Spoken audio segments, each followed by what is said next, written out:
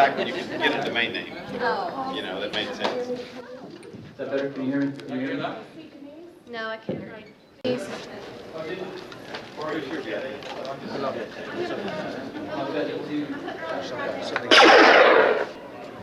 Chris and GBH, please get a front seat, please. I'll have to have my own caravan. Right, Chris, get You it. in? You gonna go in? Come on in. Go ahead 1 second. Over there near the fence. Yes. Grandma, we'll go back. Go back? Yeah. Colin, go back. Come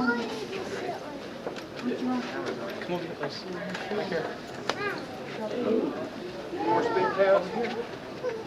Right here. Please. 5 more. He was trying to get out of the way too.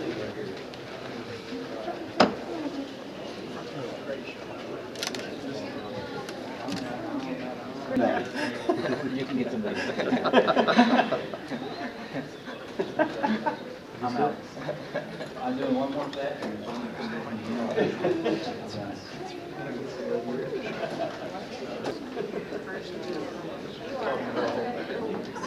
No, remember. I don't want to get these two on.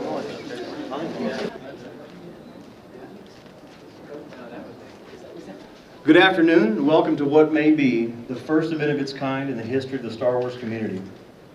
When the 501st Stormtrooper Legion formed in the late 90s, and later the Rebel Legion and other fan-organized groups, Star Wars costuming as a hobby made a significant leap in terms of accuracy and construction.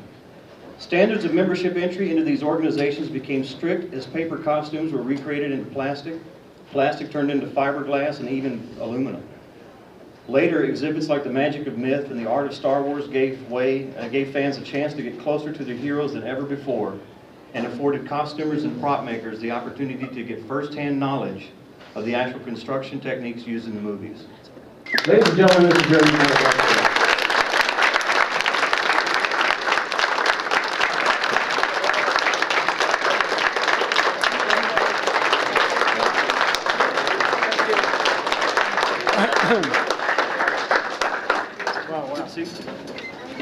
But it gets even better. Seeing such an impressive movie at such an impressionable age can be a life-changing event. Myself, I was in the 3rd grade when the movies came out, and I immediately ran out and bought the 2 LP soundtrack. You guys remember what the LPs are, right? The next year I started to learn how to play trumpet, and I played all the way through high school and college, and even in the military, because someday, I was going to play with John Williams in the London Symphony Orchestra. But several other fans experienced similar reactions. When they decided to venture in the world of costuming and props, they began to recognize their own talents for art, sewing, computer-aided design, leatherwork, sculpting, carving, fiberglassing, painting. And they turned these hobbies into their professional careers. Some of these people are currently employed with the very motion picture companies and prop houses whose movies they watched as children. And they all of this influence to that little old movie that came out in the summer of '77. With these professionals in the ranks, along with talented costumers worldwide, and now with access to more reference material than ever before, fans were now able to take the final step in costuming. Honest to goodness, movie quality replica costumes. Fans banded together to recreate their own Star Wars costumes and built websites dedicated to their favorite characters. One such website was called As You Wish, a site for those who wanted to build their own Boba Fett costumes. And in 2002, the website was rechristened the Denton Helmet, and is now home to hundreds of Fett and Bounty Hunter themed costumers, fans, and collectors worldwide. Now, as many of you know, most big budget motion picture companies and productions do not allow actors to keep costumes and props once the sets are struck. And most of these items are stored for use in later productions and archived for the sake of posterity. You may see these costumes years later, auctioned off as Hollywood memorabilia and private collectors, never to be seen again, and the Star Wars franchise was no exception.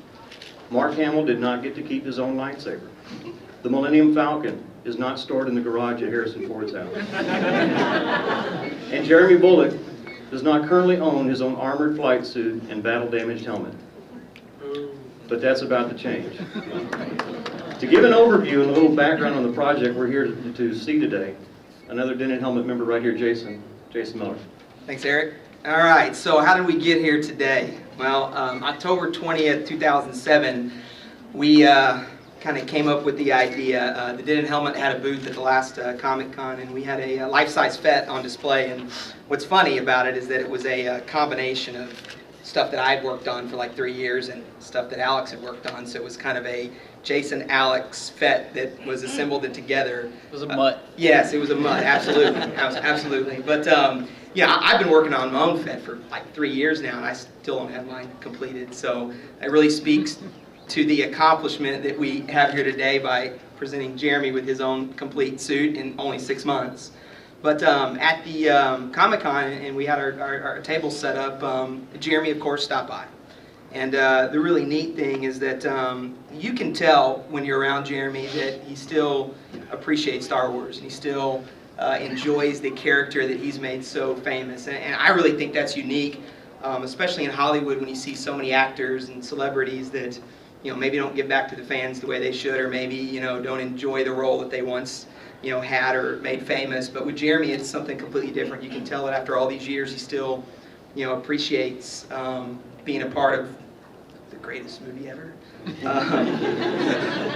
But basically what happened is, you know, at our table, this guy right here, Alex, aka Spidey Fett on the Denon Helmet, had a few brief conversations with Jeremy, and I don't know how it exactly happened, but I think there was some dialogue that Jeremy mentioned maybe casually that he'd love to have his own costume. And so that's kind of where it started. It's kind of the, you know, the words were said to Alex, and then Alex's mind started to spin, and you know, the idea came about, wow, you know, Jeremy wants his own costume, maybe we should go out and try and get this thing done. Well, after the con, we were so graciously invited over to Phillips Museum, and we spent some time there, and it was really neat because at Phillips Place he has a beautiful theater, and we just so happened to have Empire Strikes Back on, and you know, I was watching it, and I just happened to look over and notice that Jeremy was leaning over the edge watching the carbonite scene. And I'm sitting here going, wow, this is like really cool. You know, you've got Boba Fett watching Boba Fett, you know. And so I went and I got Alex. I go, dude, go over to the theater room. Go over there, go over there. And so Alex stood kind of right in the very back, and Jeremy was right, leaning over the edge. And the scene was on, and I grabbed my camera like the fanboy I am, and I was just snapping a few pictures. So I actually have a cool picture. It's got Boba Fett in the background, and then Jeremy, and then Alex, and it was just like, I was like, wow, this is great. So as the night progressed on, you know, Alex had a few more conversations with Jeremy, and I told him, I said, man, this is really cool. And I said, you know, we should try to do this. We should try to, you know, get the members of the Denon Helmet, all the great prop makers and artists that are on the boards, and see if we can maybe do this and get this done. And you know, as Alex and I talked, you know, we joked about our own Fett and how long it's taken us to get ours together, and so we're like, wow, you know, this is going to be a pretty hard thing to do. And as the conversation carried on, and we talked to a few other senior members of the Denon Helmet, we found out that there had actually been some discussions in the past and some attempts made to maybe, you know, try to get Jeremy his own suit, but each and every time, you know, things fell apart and it really didn't get done. And so we had our doubts, but I told Alex, I said, let's try to do this. Let's go out to the community and let's speak to, you know, everybody that we know and put it out there and see how many people would be willing to chip in and get this thing going. And you know, I have to say that you know, whenever you embark on a project like this, or whenever you embark in any project, whether it be personally or professionally, you know, you always find that there are leaders that take over and kind of guide the team.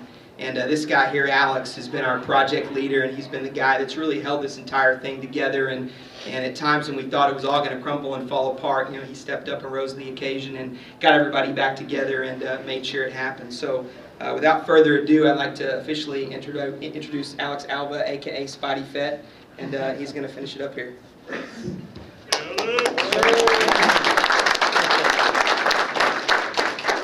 I don't really